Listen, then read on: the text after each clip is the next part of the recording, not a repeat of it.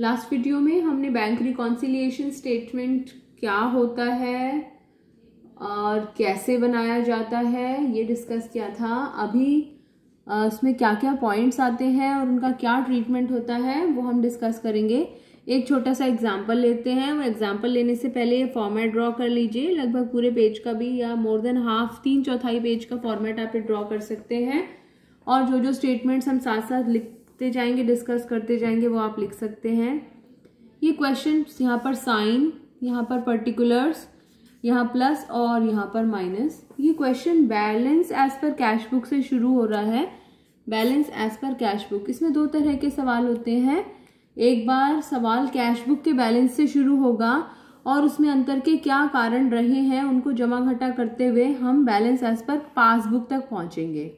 और दूसरे तरह का क्वेश्चन ऐसा होगा जो कि बैलेंस एज पर पासबुक से शुरू होगा और उसमें जमा घटा करते हुए हम balance as per cash book तक पहुंचेंगे। कहने का मतलब क्या कि हम कैश बुक से शुरू होंगे तो पासबुक पर खत्म होगा हमारा सवाल, पासबुक से शुरू होंगे तो हमारा सवाल कैश बुक पर खत्म होगा। All right, let us start with a question. एक क्वेश्चन दे रखा है balance as per cash book. बच्चों, balance as per cash book को favourable balance as per cash book भी कहा जाता है।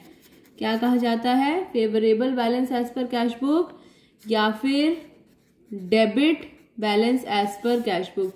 ये तीन नाम है इसके, balance as per cash book, favourable balance as per cash book या debit balance as per cash book. तीनों का एक ही मतलब है और ट्रीटमेंट क्या है? यहाँ पर प्लस वाले कॉलम में, साइन वाले कॉलम में प्लस का साइन लगाएंगे और यहाँ पर प्लस वाले कॉलम में लिख देंगे अमाउंट।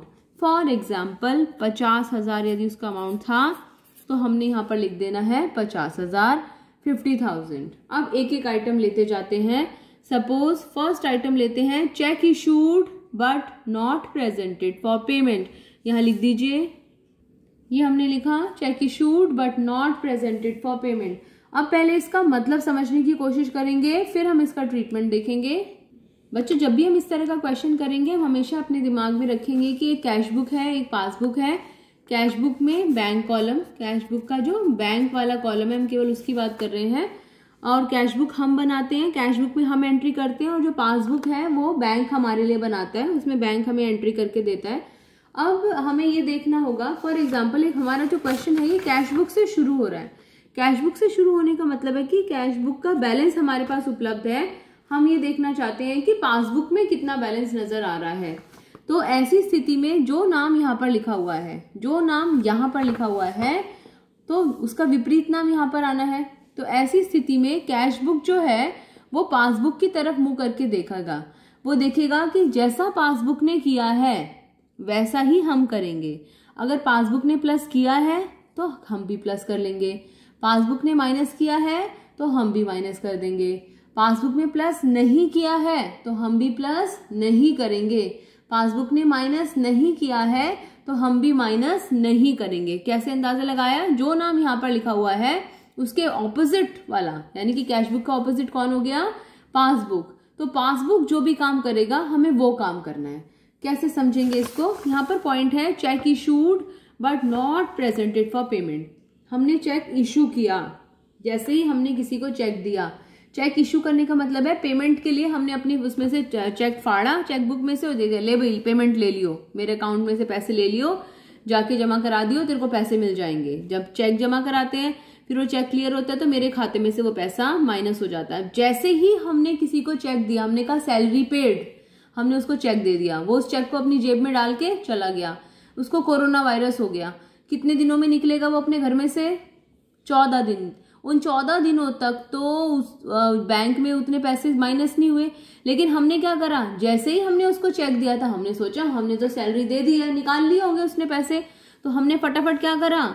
हमने कैश बुक में से उस अमाउंट को माइनस कर दिया। लेकिन पासबुक में से वो अमाउंट अभी तक माइनस नहीं हुआ है। तो मैंने क्या बोला? जैसा पासबुक करेगा हमें वैसा ही करना है।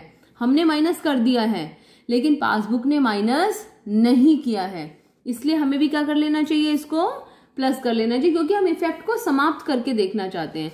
तो यहाँ पर हम प्लस का साइन लगाएंगे, check issued plus but not presented for payment. और यहाँ प्लस वाले कॉलम में सपोज अगर 10,000 है तो हम 10,000 लिख देंगे।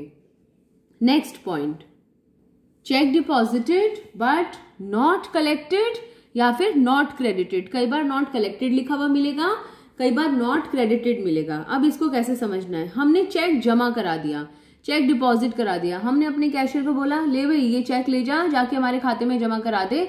कोई कस्टमर आपको चेक देके गया था या आपका कोई रिश्तेदार आपको चेक देके गया था, वो चेक रखे हुए थे आपके पास में, आपने कहा अपने कैशियर को कि जाओ ये चेक बैंक में जमा करा दो।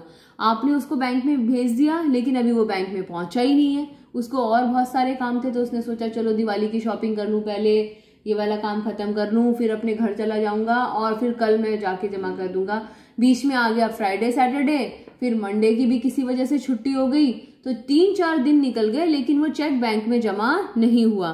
पर हमने कैश बुक में क्या किया, जैसे ही हमने अपने कैशियर को कहा ले भाई चेक जमा कराया, हमने फटाफट अपनी कैश बुक में उस चेक को जमा में दिखा दिया बैंक कॉलम में। हमने कहा भाई हमारे पास तो चेक आया है और हमने बैंक में जमा करा दिया।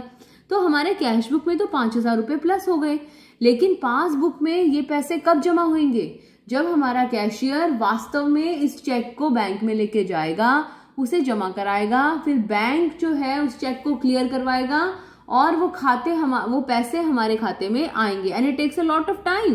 तो ऐसी सिचुएशन में हमारी कैश बुक में 5,000 रुपए ज्यादा दिखाई दे रहे होंगे। अब हमने क्या सीखा है, जैसा पासबुक ने किया है हमें वैसा करना है।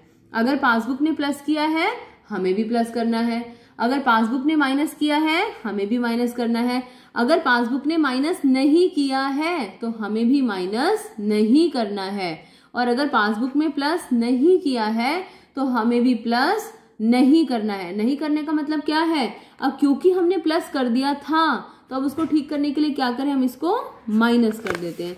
तो यहाँ पर हम एक माइनस का साइन लगा देंगे, check deposited but not collected और क्रेडिटेड, और यहाँ पर 5,000 अमाउंट हम माइनस वाले कॉलम में लिख देंगे।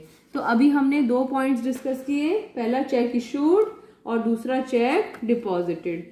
चेक इशूड हमेशा प्लस और चेक डिपॉजिटेड हमेशा माइनस। जब भी कभी इशूड लिखा होगा, cheque issued but not presented for payment, क्या करोगे आप, प्लस में डालोगे, और जब भी cheque deposited but not credited लिखा होगा तो आप हमेशा उसको माइनस करोगे। Third point, direct deposit by a customer into the bank. हमारे किसी कस्टमर ने, हमारे किसी ग्राहक ने सीधा हमारे खाते में पैसा जमा करा दिया, सीधा NEFT कर दिया, सीधा RTGS कर दिया, वो अकाउंट में सीधा हमारे अकाउंट में पैसा आ गया। अब वो हमें फोन करके बता रहा है भाई मैंने तुम्हारे अकाउंट में पैसे जमा करा दिए। हम कब यकीन करेंगे, जब बैंक की तरफ से वो इन्फॉर्मेशन आएगी, वो इंटीमेशन आएगी, जब हमारी पासबुक में वो एंट्री हो जाएगी। तो ऐसी स्थिति में क्या होगा, जैसे ही किसी कस्टमर ने डायरेक्टली हमारे खाते में पैसा जमा कराया, कैश बुक और पासबुक दोनों में से पहले कहां पर पता चला, डेफिनेटली पासबुक में। तो बैंक में हमारे पैसे जमा हो गए थे जो हमारे कस्टमर ने जमा करा था, लेकिन कैश बुक में अभी तक वो पैसे जमा नहीं हुए हैं। हमने क्या सीखा है, जो पासबुक करेगा हमें वो करना है।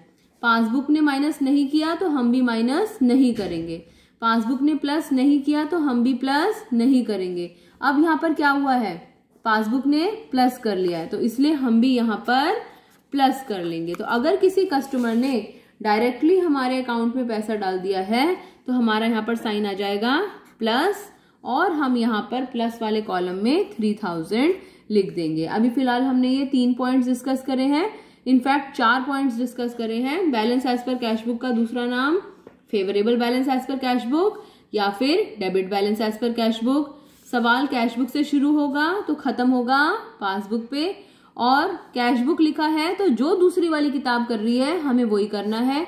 चेक इशूड हमेशा प्लस, डिपॉजिटेड हमेशा minus, direct deposit by customer हमेशा प्लस।